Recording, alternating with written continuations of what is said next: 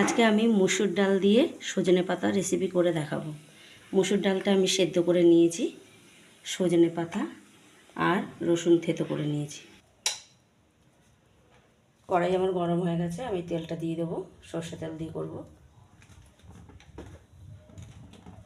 শুকনো লঙ্কা দুটো দিয়ে দিলাম।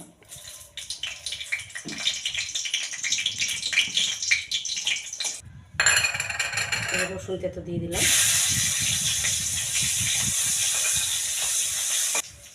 ডাল সেদ্ধ ডালটা দিয়ে দিলাম।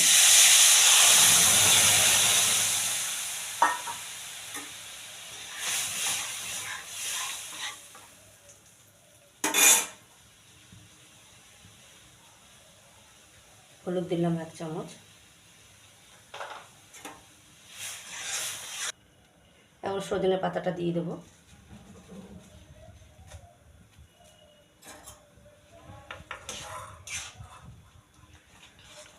স্বাদ মতো নুন দিয়ে দেবো।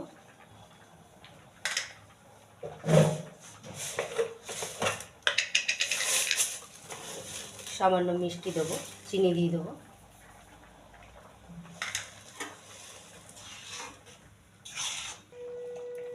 আমার মুসুর ডাল দিয়ে সজনে পাতা হয়ে গেছে, এখন আমি নামিয়ে নেব। আজকে আমি রান্না করে দেখালাম সজনে পাতা দিয়ে মুসুর ডাল।